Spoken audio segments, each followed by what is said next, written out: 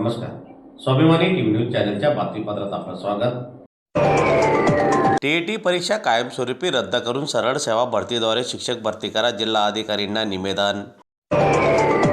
शिक्षक भरतीसाठी घेतली जाणारी टीईटी शिक्षक पात्रता परीक्षा कायमस्वरूपी रद्द करून सरळ सेवा भरतीद्वारे शिक्षकांची नियुक्ती करण्यात यावी अशी मागणी सामाजिक संघटनेने केलेली असून त्या संदर्भात जिल्हाधिकाऱ्यांमार्फत राज्य शासनाला निवेदन देण्यात आले. टीईटी परीक्षेमुळे पात्र उमेदवारांना वारंवार परीक्षा द्यावी लागत असून आर्थिक व मानसिक त्रास सहन करावा लागत आहे.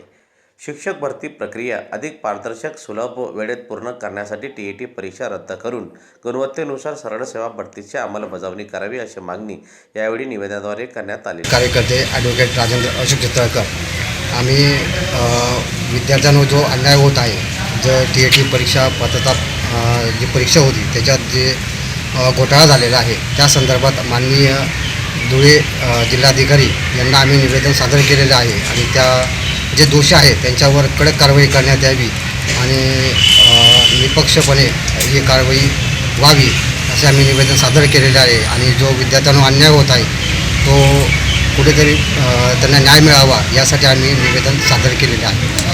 त्याचप्रमाणे जे पेपर फुटीतील दलाल, संबंधित अधिकारी जे आहेत यांच्यावर कडक कायदेशीर कारवाई व्हावी असे आम्ही त्यांना विनंती केलेली आहे.